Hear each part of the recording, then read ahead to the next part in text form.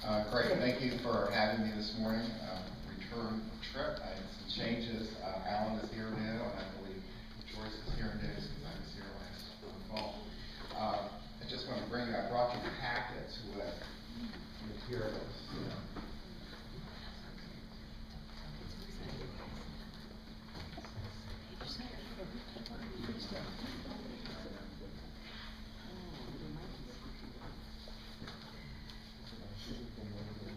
Just returning to ask your support for phase 2 of the Maryland Horse Park study that the Maryland Horse Industry Board, of which I'm executive director, we're part of the Maryland Department of Agriculture, that we're conducting with the Maryland Stadium Authority on developing a Maryland horse park, or horse park system, if you will.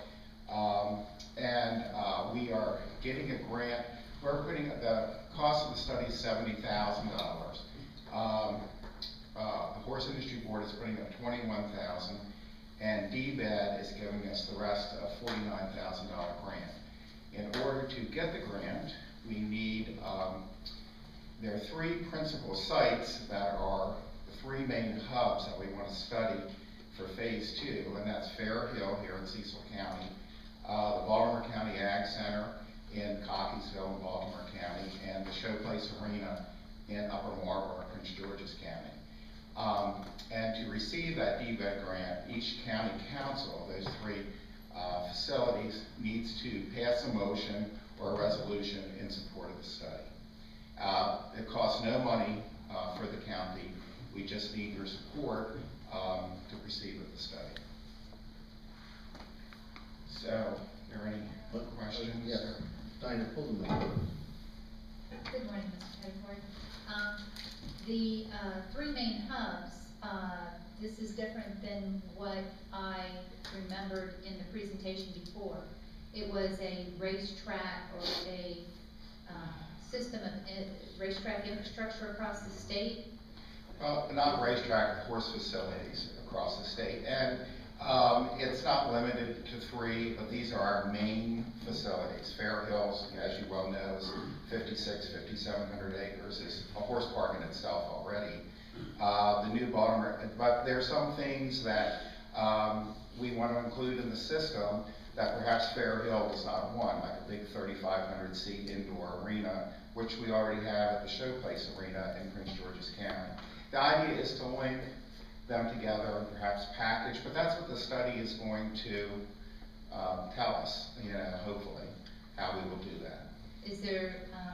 And there could be more than the 3. I mean, we just went to the opening of the Woodstock Equestrian Park in Montgomery County. That's 852 acres, completely devoted to horses, 16 miles of trails, etc. They may want to be part of it. The racetracks may want to be part of it.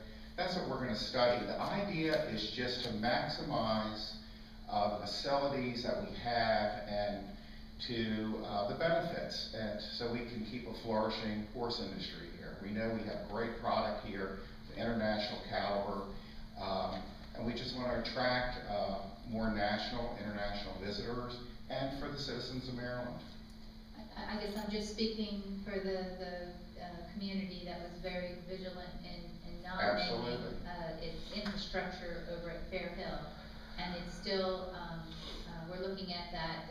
I guess like the Fair Hill International, as they do in creating events without having to put in the infrastructure. Absolutely, and under this, hopefully, and the study will indicate this, and we'll be talking to everybody. I'm sure the consultants will be coming up and talking to you and to all the people at Fair Hill. Every place can be exactly what they want it to be. I mean, no one is forcing anybody to do anything they don't want to do. It's just being part of an integrated system, and quite frankly, the study may show everything is fine the way it is. And maybe we just link it together virtually online and say this is the Maryland Horse Park system. I mean, and that may be it, but we'll see. What if the study comes back and shows that we need to have a different type of facility though at Fair Hill to sustain this? That would be I think that would be totally up to you guys, what you all want to do with Fair Hill is in your county. And this is, I want to say, almost completely different than what was conceived and brought up here before. That was to build one big horse park in the state of Maryland, like the Kentucky Horse Park. And then we brought it up to study again in phase one. Our board, and then we brought in the Stadium Authority and the consultants. We looked at what we have here already. Why would you rebuild another great 3-day event course in the state of Maryland when you have one of the best in the country right here in Fair Hill? Why would you build another steeplechase course? We already have 8 steeplechase courses. I mean, and we're a small state, and took me in, 50 minutes to get up here from Baltimore today.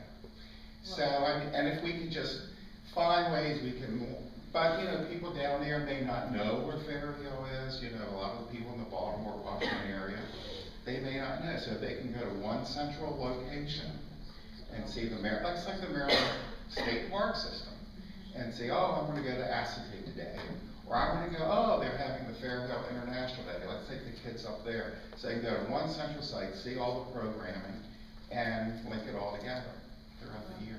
Thank you. Every time I've asked you about this, it's the same answer, and I am a little paranoid, I guess. Of course. From previous history, and the meeting that you've scheduled for today at 10? That's our regular monthly meeting. It's at Hilltop. That's my right next door. Right. It's beautiful. Thank you. And they're one of the largest. I think they have 26 stallions. They're one of the largest 4-horse breeding operations in the country. Anyway, I don't want to go on and on, but we have so much places like Hilltop in Maryland. It's just amazing.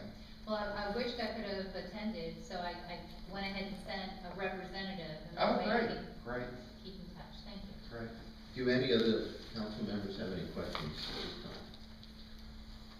Enclosed in your packet is the MOU, if you want to look at it, between the Stadium Authority and the Maryland Horse Industry Board. It's been fully approved by our board, signed off by everyone at MDA, and it's in the hands of the Stadium Authority, and they're going to have a meeting the 15th tomorrow, and to approve it.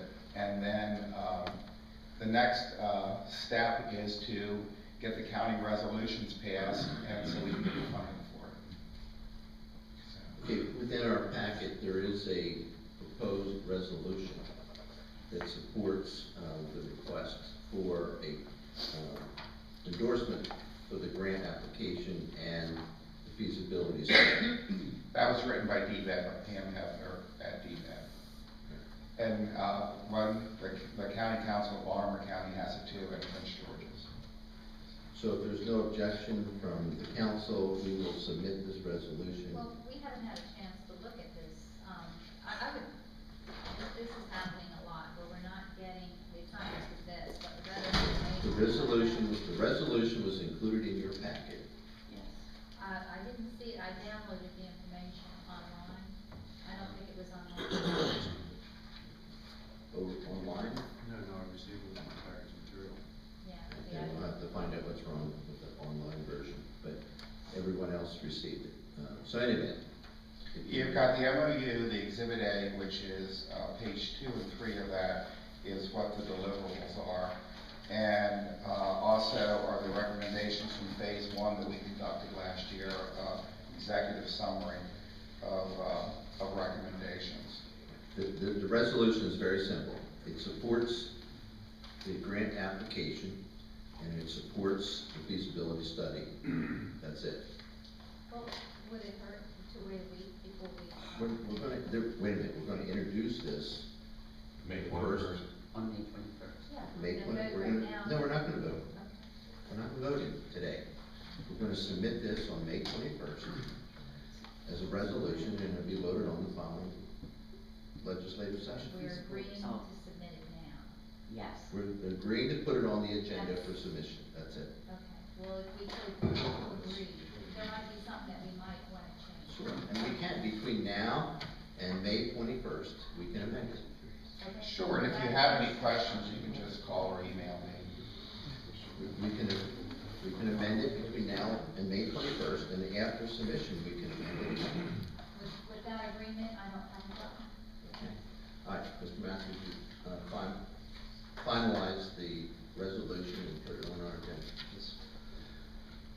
Any other last minute comments or questions? I'd just like to say one thing. I thank you for coming here to Cecil County and working with us. I wish that money was being spent on building an indoor riding arena rather than studies and feasibilities and all kinds of other efforts.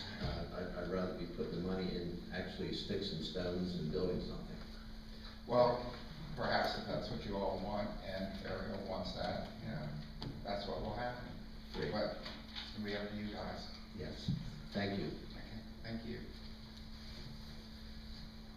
Council, the next item on our agenda is approval of meeting minutes. The first one is for May 7th at our regular work session meeting. Are there any amendments or additions or corrections to our work session meeting minutes? If not, would someone make a motion to approve?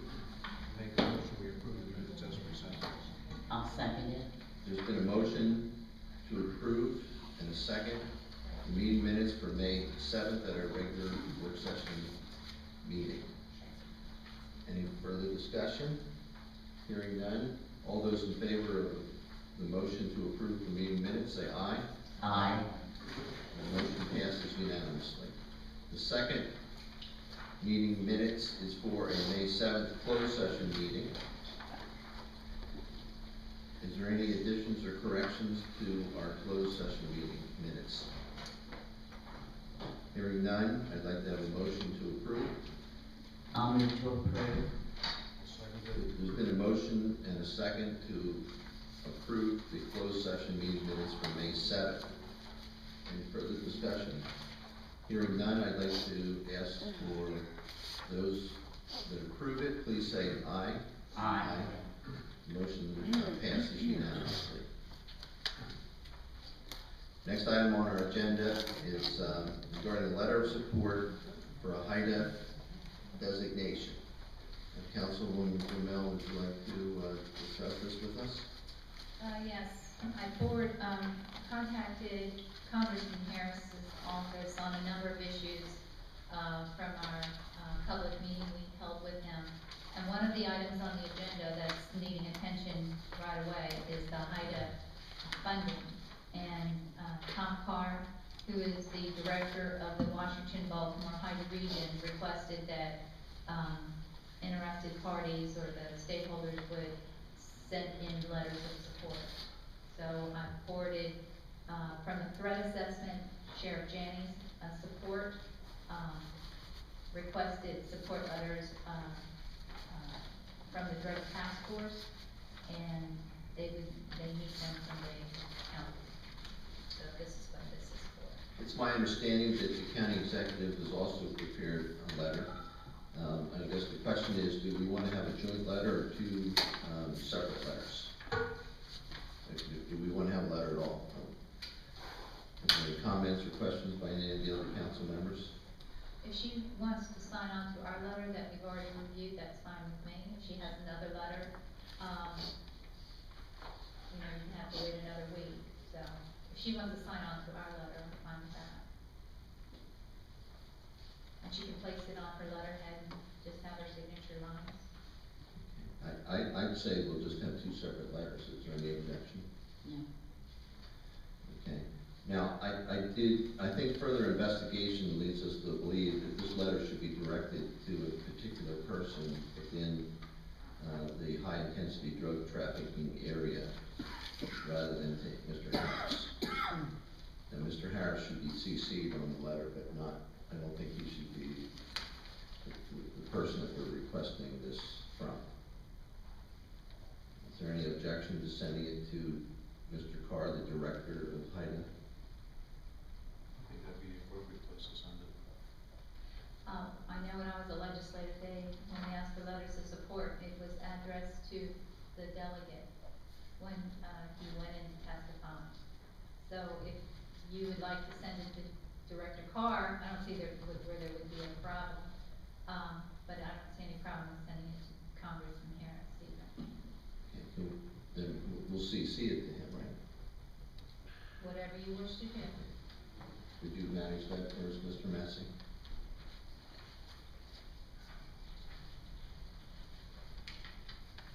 Any other comments regarding high-intensity drug trafficking area? Hearing none, we'll move on to item number 5, which is Old Dominion Rock Springs Tour. Mr. Massey, what do you have to say about this matter? I believe that we have 3 council members who have indicated they want to take the tour, and so I just need to find out from I believe the others have conflicts. I'm gonna go at 8 o'clock in the morning and I'll drive, if you'll let them know that. Yes. That will eliminate my conflict if I go early. Okay. And you have a I'll conflict? have to go in the morning also. Oh, okay. At 8? Okay, great. I think I could say my preference is at 4.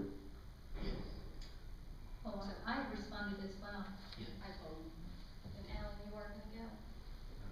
I have a conflict, so I'll go first thing in the morning. Okay. All right, Mr. Massey, do you have anything else to discuss with that matter? No. Any questions about the Old Dominion issue? Okay, we'll move on to, I guess I screwed up because we Yeah. missed policies and procedures. Out of order in my packet, I'm sorry, my fault. So let's go back to policy and procedures. Mr. Massey was kind enough to put and he should have stamped his draft, still draft. It is not final by any stretch of the imagination. I think there were several loose ends that we wanted to discuss. One of them was invocation.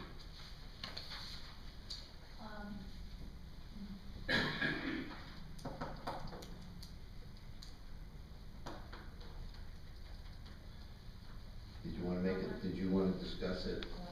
Yes, the Cecil Wade, had a, online poll, and I believe the ending result, when I checked this morning, was 80.3% were in favor, and, the rest said no. So overwhelmingly, again, Cecil County, I believe, does want for us to, or supports the idea of us opening in prayer. The draft that was put together is pretty consistent with what I have found in my research and information that was forwarded to me on how we should proceed. I understand there might be some that don't feel comfortable praying in public. What they could do is have someone come and a pastor from the county could present a prayer, and I think this is a wonderful way to introduce them to county government and maybe encourage them to be more involved. I found that the churches are very supportive in making a positive impact in the community. I think this is an opportunity to get them more involved. Okay, it's my understanding that Diana Bruno has worked with the council manager, Mr. Massey, to put together a proposed recommendation, which is known as 3-10. And I think it's included in your packet, 3-10. Is there any comments, questions about the proposed 3-10 invocation that would be added into our policy and procedure for the county council? I re-listened to the audio on our last session on this, and one of my concerns is that the prayer may not be used as a bully pulpit to promote an individual council member's thoughts or ideas on a subject. I think if that practice were being used, it would be negatively reflected on that person anyway.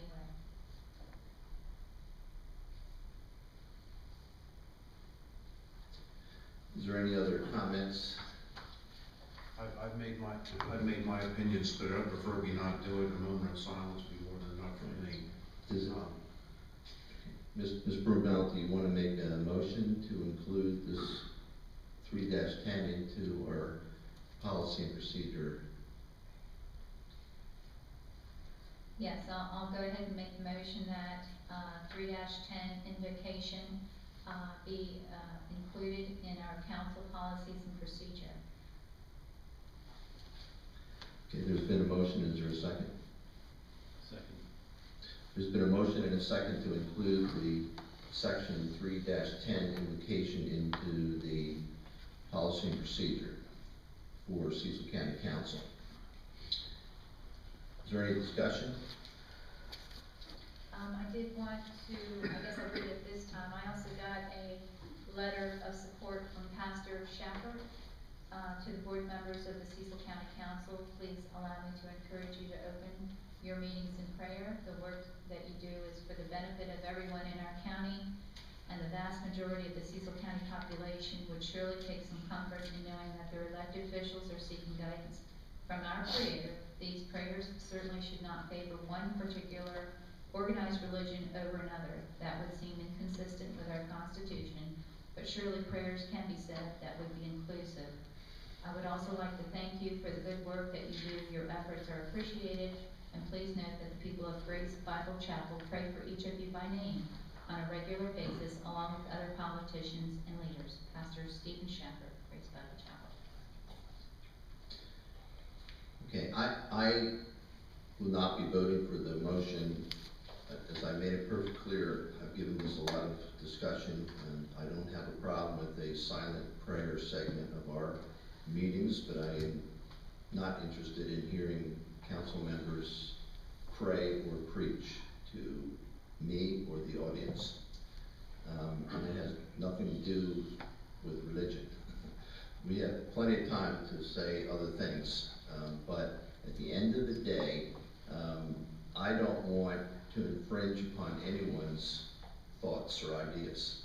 And so I would support a silent prayer segment of our meeting where anyone can pray to whoever they want to, for whatever reason they want to, or not pray at all if they choose to do that. So I won't support a motion that requires or allows council members to pray to the group, to the audience or the other members. That can all be done before, during, or after the meeting. I just don't want to hear it. So I'll be voting no to this motion. Is there any other comments? Yeah, I'm totally in favor of silent prayer. I'm very worried about us praying with a formal prayer for all the reasons that you gave, Mr. Hodge. Okay. Hi. Mr. Hodge, Yes, sir. I'm in total agreement with you. Now, I would like to ask Councilman Brunel one question. How many people were polled by the Cecil Wig? I don't know, but previously I had You stated 80.3 people were in favor. That was a but percentage. But you know, how many people were in this poll? It didn't list the people that responded, but you could see how the percentage had, fluctuated frequently. I guess you could get that information from the Cecil Wig. I can tell you that I was impressed with the amount of response online on the article that the Cecil Wig did. I believe there was over 260 some likes. And then on the Facebook page of the Cecil Wig, there were over 100 comments. And I have gotten an overwhelming amount of response via email, having guidelines sent to me. The latest one was from Clay McDowell. I think you remember him from Planning Commission. So, it's disappointing to me that here is a great opportunity to interject something that is positive. And I believe in the power of prayer, and I think there are an overwhelming percent of the Cecil County does as well. And this can be used for a good thing for those that would wanna abuse it or, exploit it, you know, that's gonna have a very negative effect. I'm disappointed that the council isn't, I guess, representing the public after they let their views go on. Okay, thank you. There's been a motion and a second to approve and include 3-10 invocation and the language into our policy and procedures for the county council. And it's also properly been seconded. All those in favor of this motion, please signal by saying aye. Aye. All those opposed say no. No. The motion fails by a vote of 2 to 3. Is there any other motions regarding this issue?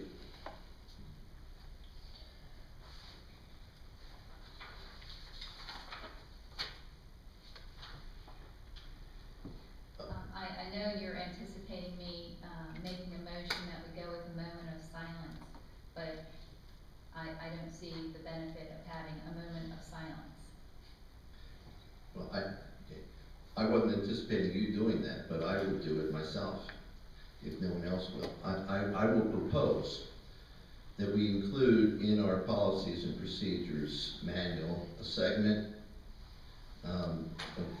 before our meeting as an invocation to have a moment of silent prayer that will be up to the individual members of the council and the attending audience on whether or not they want to participate. And it can be spelled out in language so that it's clear that we're not requiring any participation by anyone in the recommendations within the policies and procedures.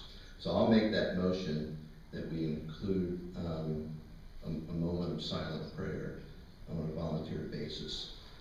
Is there a second? I'll second it. There's a motion and a second. Is there any further discussion? Yes, under the guidelines that were put together for my proposal, it's spelled out, and I don't have anything in writing to see exactly what you're proposing. How about if you hold off for a week and put something together, specifically outlining, or is that I don't just think, as you worded it, that it's just a moment of silence and the public doesn't have to participate? that's it. It's very simple. It's very simple. It doesn't have a lot of conditions. It does not ask the audience. It's very simple.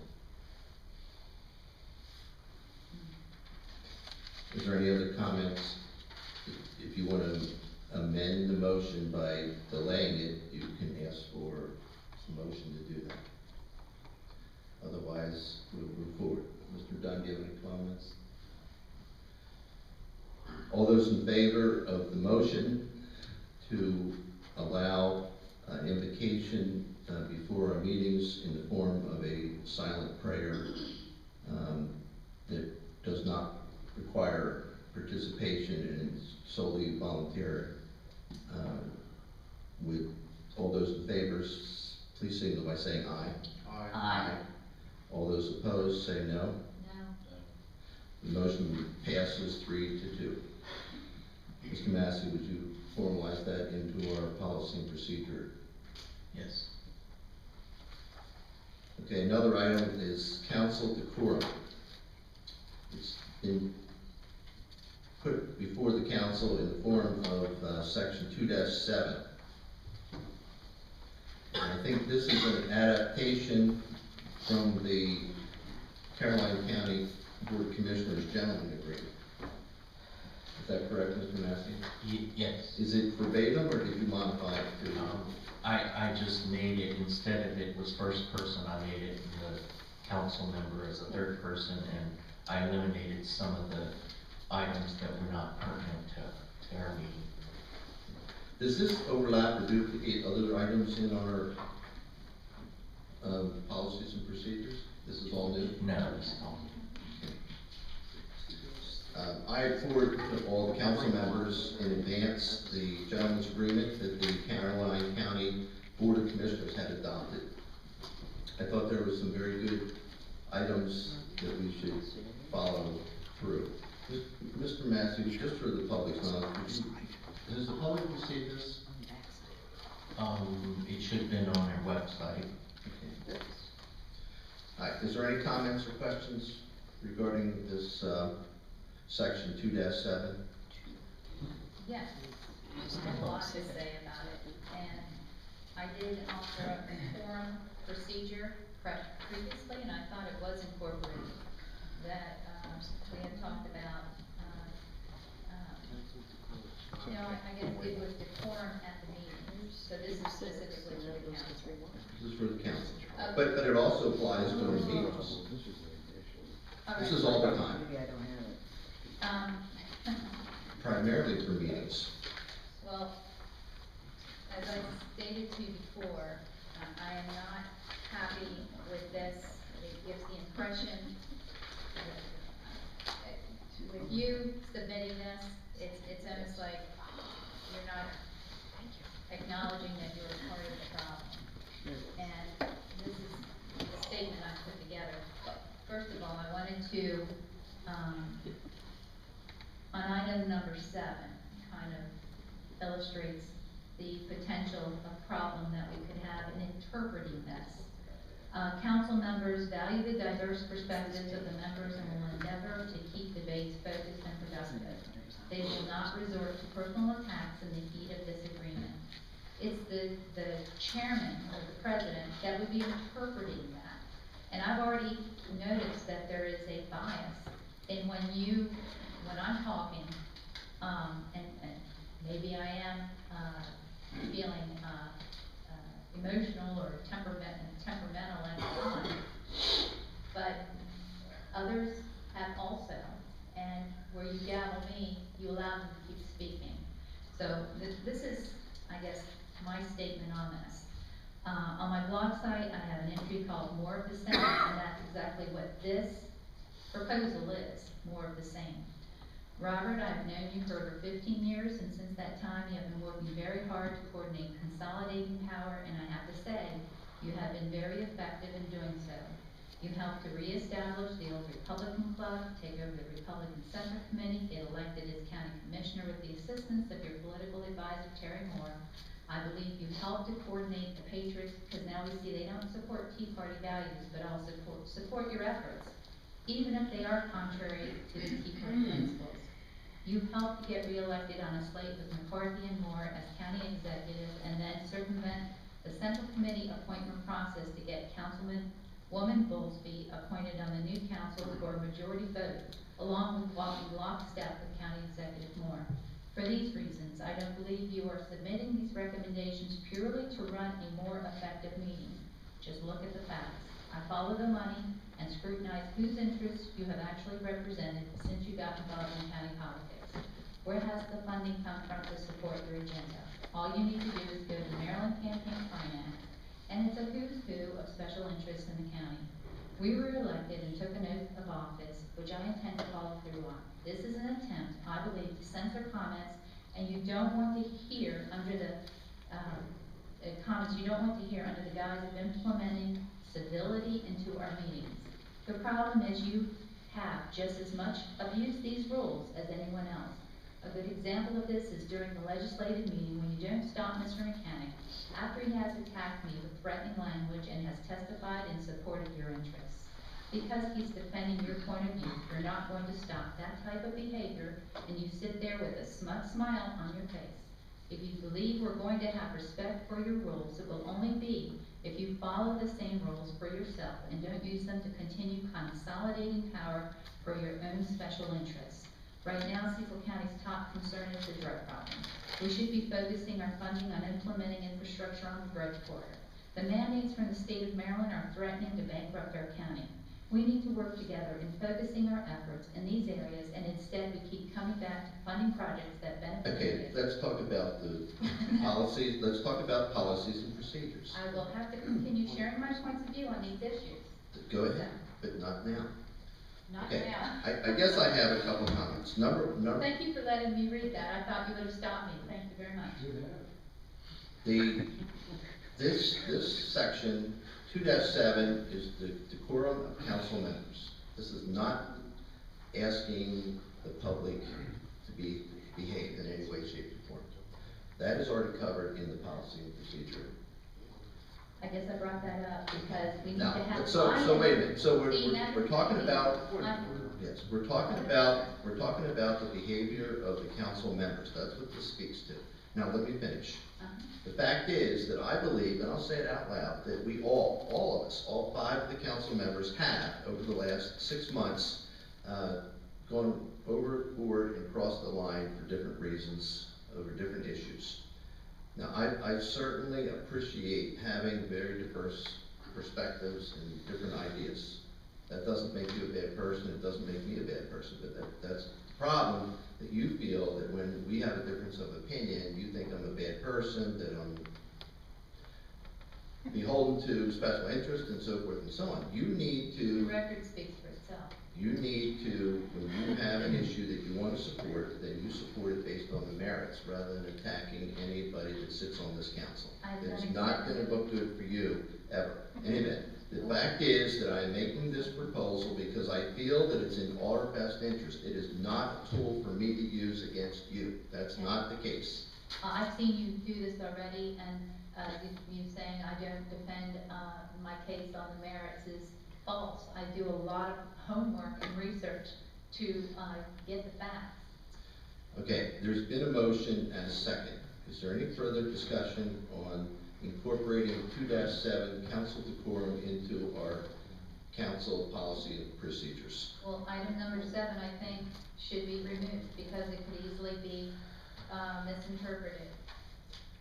Okay, I believe strongly that 7 is a very well-written comment. Just for the record, it says, council members value the diverse perspectives of the members, and we will endeavor to keep debates focused and productive. That doesn't mean we won't have debates. They will not resort to personal attacks in the heat of the disagreement, that's all. It's very clear. And I wouldn't read any more into it than it says.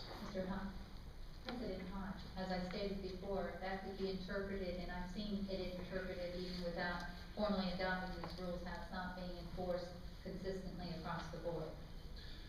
Okay, is there any other discussion by any other council member? All right, hearing none, I'd like to call the vote on the motion. I'm sorry, there was no motion on the table, I don't believe. It wasn't, okay, then I'll make another motion. The motion to include the proposed 2-7 council decorum. It's included in your packet. It includes 13 items that discusses the decorum of the council members. I'd like to include it into our council policies and procedures. Is there a second? I second it. Okay, any further discussion? I'd like to make a recommendation that we amend it. Make a motion, not a recommendation. A motion that we amended to include, council president, will not censor members if they do not, if he doesn't like, where the conversation is going. Could you repeat that? I'd like to make a motion that, we, put in here, incorporate into the council decorum 2-7, that a member, will not be gavelled, or censored, just because the president doesn't, appreciate where the conversation is going, as long as it's on point. Who should determine where the conversation goes, if not the president? Well, when the president abuses the rules, and the rules right here are saying you have to stay on point. That's what we're supposed to do, that's how we make decisions, by staying on focus. Exactly, so if you stay on point, you shouldn't be gavelled. So, but who do you want to make those decisions? If it's not the president, whom should it be? Well, just a guideline that if the president should abuse the power, that as long as we stay on point, we should not be gavelled. Okay, but I also believe that well, let's back up. Can you Do you have that motion written down? Number 14. Mr. President. I make a recommendation, or I make a motion that, during the, deliberation or discussion, as long as the council members stay on point, the council president cannot censor the member. Okay, there's been a motion to add an additional item under 2-7 under council decorum to prohibit the council manager from gaveling a member if they are on point. Is there a second? Sure, I'll second that. I support the intent. Okay, there's been a motion and a second to the motion. Is there any further discussion? I guess, as the president, I would leave all council members with a lot of leeway on a matter, and I only use the gavel when I think it's necessary. But furthermore, I believe that my gavel could be overridden by other members of the council if they feel that I'm overzealous in my censorship or preventing a council member from speaking their mind. So it's just not me. I think that any point of order can be discussed, and if there's a majority of the council members that feel that the president is being too stringent and too narrow focused on an issue, I think it can be overridden by the other council members if they want to hear what that council member has to say. So I'm going to be voting against the motion. Is there any other further discussion? Yes, I just want to point out that I have called point of order on numerous occasions, and it was my feeling that you didn't respond quickly enough. So there are two sides to every point of view. So my reassurance has come in the majority of 3, whereas Ms. Bowlesby was appointed by county executive for switching her party affiliation so she could have control of the See, legislature. that's exactly what we're talking about. That was totally inappropriate. That had nothing to do with It's this only matter. inappropriate What you because just you done, wait a don't minute, like hold on, hearing- time out, it's my turn to Let speak. it go. Your comments were way off base. The fact is that you lost on this issue, so you're demeaning Councilman Bowlesby. That is totally inappropriate. How she was appointed or elected or whatever has nothing to do with the matter at hand. And your personal attack against the way that she was selected is totally inappropriate. And it's not germane to this discussion. So we leave it off to the table I disagree. forever. Nope. Okay. Never bring it up. There's been, you have something? We're still discussing. Council members value the diverse perspectives of the members and will endeavor to keep the debates focused and productive. Now, number 2, they will not resort to personal attacks. That is exactly what we're seeing right here, and that is what we incessantly see constantly. Yeah. Personal attacks. What does anything have to do with this other than what you were talking about? Councilman McCarthy, thank you for proving my point. I didn't- It all comes down to. It's your personal attacks, agenda. lady. It comes down, it would, you didn't have to put the lady on the end there. We need to You're keep not a lady? it, keep it up to a certain level. And, Excuse me, I thought no, that was basically it says on here on the to a rules, higher on the standard. rules, during the meeting, council members will address each other as councilman, councilwoman, Mr. or Ms. Those are your choices. Okay, you're right. This applies to all of us, and we all could use some improvement. We all could use some improvement. All right, there's been a motion to add a paragraph 14 to prohibit the council manager from gaveling down, Council President.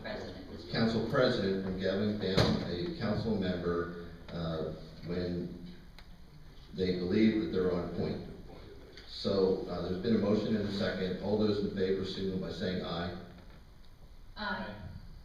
All those opposed say no. No. No. Okay, the motion fails by a vote of 2 to 3. So we'll go back to the original motion to incorporate 2-7 council decorum into our council policies and procedures. All those in favor signal by saying aye. Aye. All those opposed? No. Okay, the motion passes 3 to 2. There's another proposed amendment to our draft policies and procedures known as 5-15. preparation of legislation. Jim, could you give us a little background on this? Sure. There was a question on, well, how does a council member suggest legislation? So what we tried to do is to illustrate that you can request drafting something for your consideration, and then I would research and draft the text for you to look at, and then when you were ready to introduce it, then we would schedule introduction. We do, as a practice, have all legislation that's to be introduced reviewed by our council attorney for legal sufficiency. And he may, at that point, suggest revisions based on that as needed. We would number the legislation sequentially and give a title and synopsis in the introduction so that it can be referred to. And at the time it's introduced, we would specify when it will be heard as public hearing or where it may tentatively be considered, so people will know, as well as the date of the posting. Legislation can be introduced under a council member's sponsor, or you can, several council members can sponsor it, and the county executive or others from the administration will also be submitting legislation that will be introduced as, by the council president on behalf of the county executive. Are there any questions about the proposed language on 5-15, preparation of legislation?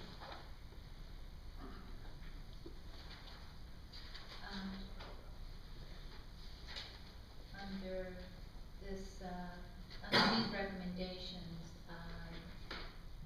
it's not required then that a council member has to be here to introduce, correct? It doesn't specify one way or the other. Okay, that's fine. But I would encourage co-sponsorships so that we don't have to worry about that in the future. Yeah, I was, wondering about that. When legislation is being first introduced, at that time we can request a co-sponsor, or is it previous? Well, I would ask that the draftsman of, or the sponsor, the original sponsor would ask other council members if he wants to co-sponsor. And if you want to co-sponsor it, I'd ask the director to say, can I be part of it? I noticed, yeah. There was a good example of that just with, the resolution that was, submitted by Mr. McCarthy on the Second Amendment, opposition to the Armed Safety Act. That, there was language that was incorporated that came from the resolution that, Councilman Dunn had provided. That would have been a good co-sponsor example.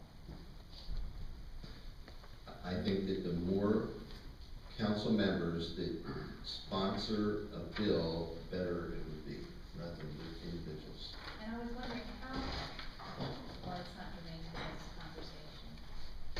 Well, maybe it is, preparation of legislation, how much change before you have to go back to the drawing board? When there's so many amendments, it doesn't look like the original legislation. I think that's up to the discretion of the council. When it gets amended so much, then we need to decide to have a rehearing, a reintroduction. Mr. Massey, in your experience, do you remember? You have substantial change, that's what your charter says. That's an unusual term because that's up to interpretation. In Harford County, we didn't have that basically we could change it dramatically and we didn't have to reintroduce it. Okay, so it's not an issue? No. Okay.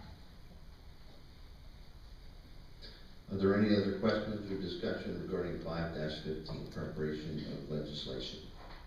Would someone like to make a motion to incorporate it into our council policies and procedures? I will move that we incorporate 5-15, preparation of legislation, into the rules and procedures. Is there a second? I'll second it. There's been a motion and a second to incorporate 5-15 preparation of legislation into the council policies and procedures. Is there any further discussion? Just one more, question I have on this. When we go through the public hearing and we're presented a resolution, up until the time of the vote, amendment can be made to change it. How much can be changed by that last minute vote that is different than what was, at the public hearing? Do you know of any, limit? It's the definition of substantially changed. Yeah. So I would say that if the council were concerned, they could vote on that, but we could also get the advice of the legal attorney in terms of whether it was changed significantly or not. Because I know that goes along with, our process before. If something was substantially changed, it was up to interpretation, you had to go back to the drawing board. And I understand the reasoning behind that too. And I think that we have to make that determination ourselves amongst the council. And I think that if any member of the council decides that this bill or resolution has now become substantially changed, then we need to bring it to our attention and have a discussion about it. But I don't know that there's any third party that can make that choice. We have to make that internally.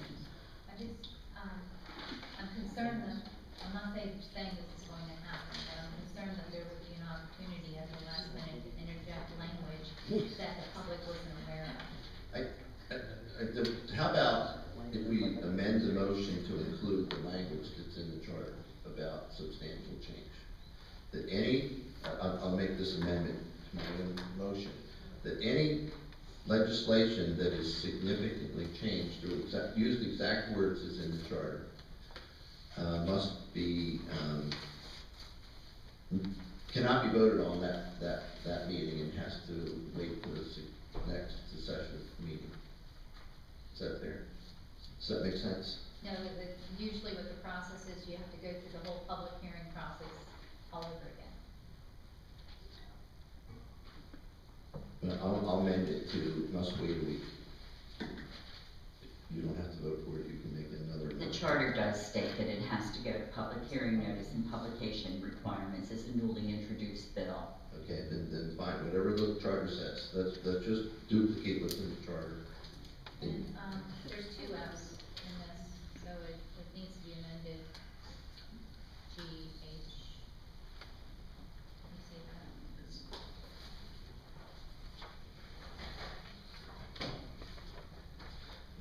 that. Again, this is not final adoption today, this is for final draft.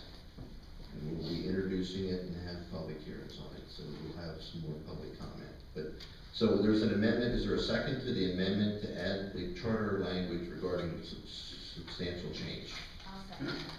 Okay, there's a motion and a second to amend the motion to add the charter language regarding substantial change to any legislation. Is there any further discussion on the amendment? Hearing none, there'll be a vote to, all those in favor of the motion to amend the motion to include the charter language regarding substantial change. All those in favor signal by saying aye. Aye. Okay, that motion passes unanimously. Okay, we're back to the original motion to include 5-15 preparation of legislation into our policy and procedures with amendment. All those in favor signal by saying aye. Aye. Any opposed? Passes unanimously. Okay, is there any further thoughts, amendments, corrections, or additions to our draft policies and procedures?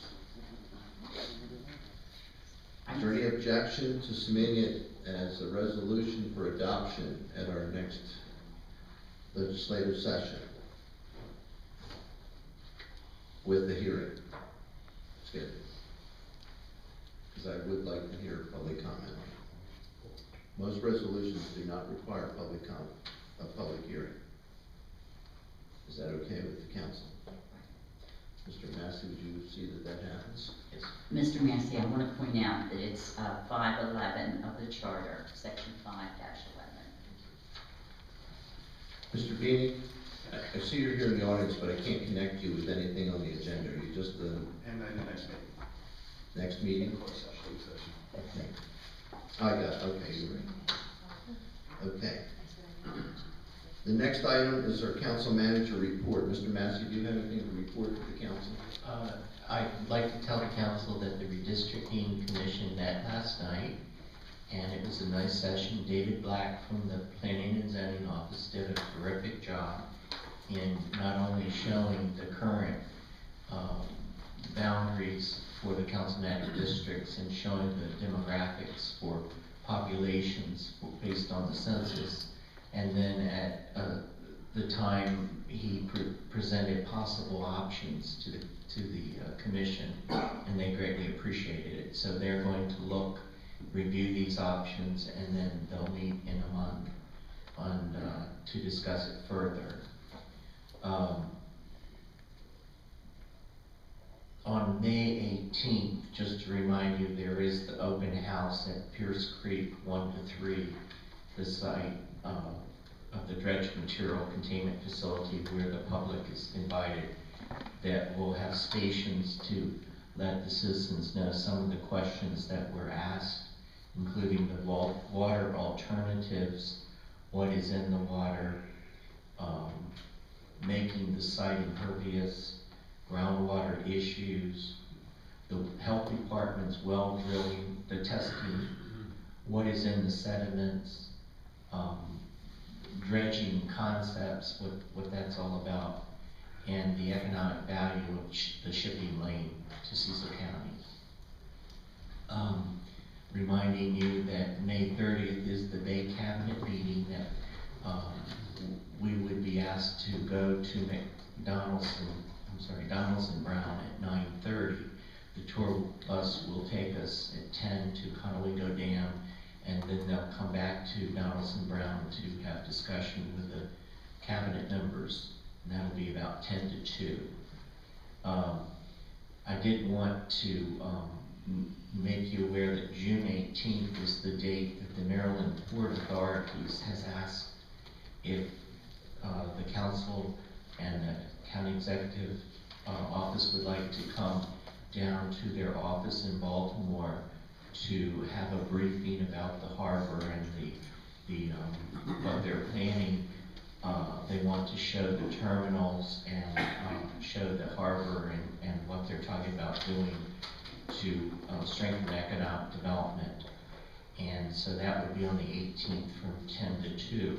So on that day, we would be going to Baltimore if that date would work for the council members. That's a Tuesday. Yes. At what time was that meeting? It's 10 to 2. And we would have a bus, we'd arrange for Cecil County bus to take people if they would rather not drive, because it's at the World Trade Center where their office is. Okay, so, was there any chance that they could reschedule that for another day? They could. Yeah, I think It's you possible. might wanna recommend that, and the connection for Cecil County to be given a tour, what the impact of the increased trade at the port. I'd be very curious. This was what I was wondering all along. I heard that after the Panama Canal reopens, that there should be a lot more traffic coming through, the Indian Canal. And possibly, needing deeper depths. So, we definitely need to have that talk. And I'd like to have, them come here as well for the public to be made aware of this. Well, they are coming here on May 18th.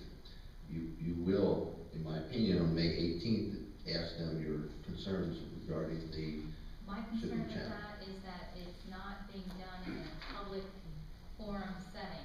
It's citizen by citizen, and, we need to have another public meeting, especially in light of the email I got from Mr. Haynes,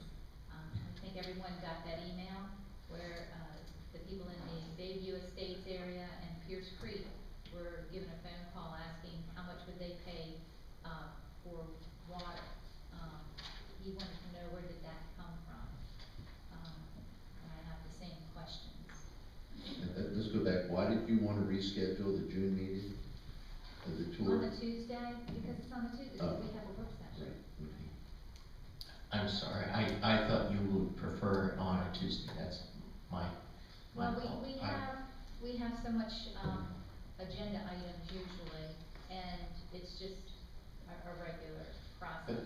Okay, once the budget is complete, and we should look down the pipe, what other big issues do we have that we need to put to bed? I'm hoping our agenda will diminish, not go away, not go away. Go away. Diminish. Did you go away? No, you're hoping it'll go away, but I think it'll be diminished. Maybe I'd like to see it go away.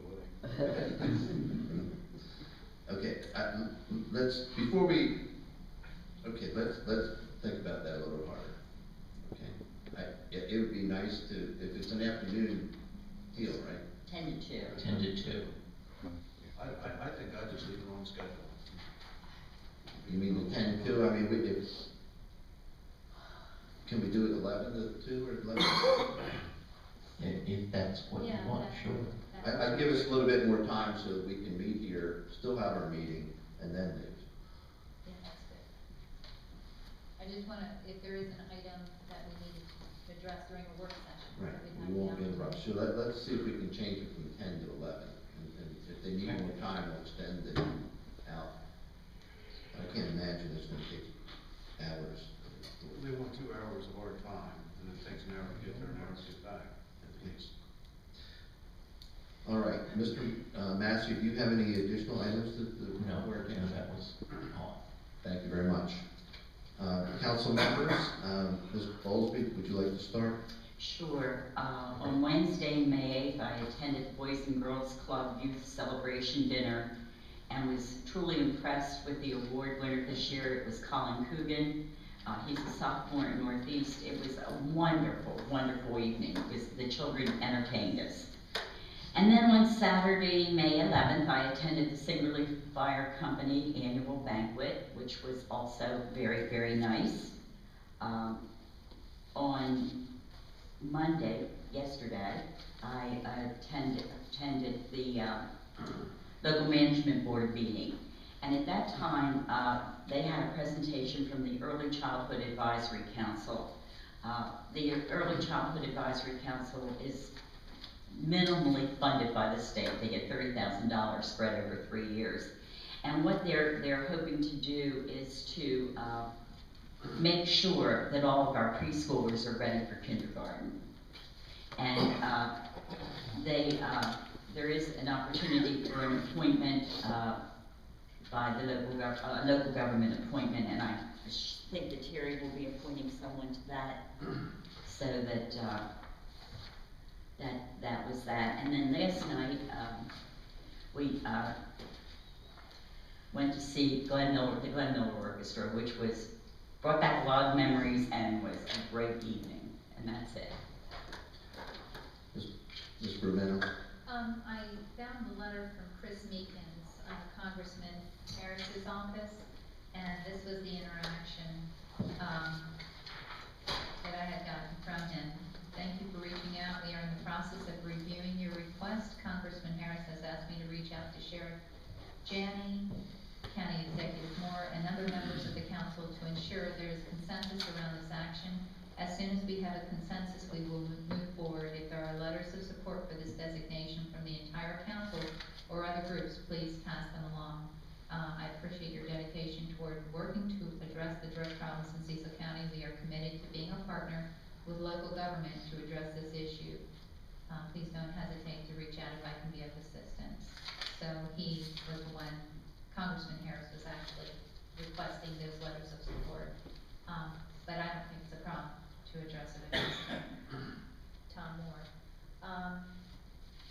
I received 2 letters regarding the budget, and one was from Richard Boyle and the other one from Walt Rosansky. And I know that the rest of the council received copies of the email as well, and I think they bring up some very valid points in the direction we should be going with a very conservative budget. Also, I received, an email, I wasn't able to attend the meeting last night, the community at Carpenter's Point held, and they just strongly encouraged those on the council that might have a conflict of interest, that they recuse themselves, in the matter at hand that we'll be discussing in closed session. Thank you. Mr. Dunn? Mr. McCarthy? Well, this is very briefly, I went to Lowe's, which is in Northeast, this past Saturday, and the lady who was basically helping me pick up some flagstones, appeared to be the manager of that department, told me they had very, very little help to basically accomplish all the tasks with the increase in business. So I suggested that you get hold of Susquehanna Workforce to basically get some qualified people.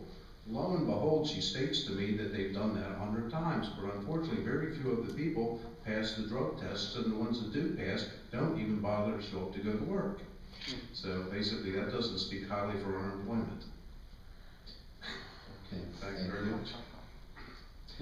All right, I don't have much to say because we're going to move on to a closed session, but I do remind the council that this afternoon we'll have our budget workshop to start deliberating over the budget. And I hope that all the council members, especially those that want to cut the budget, have a list of items that they want to discuss. So at this point in time, I'd like to go into closed session. Is there a motion to go into closed session? So moved. Is there a second? Seconded. Mr. Massey, would you please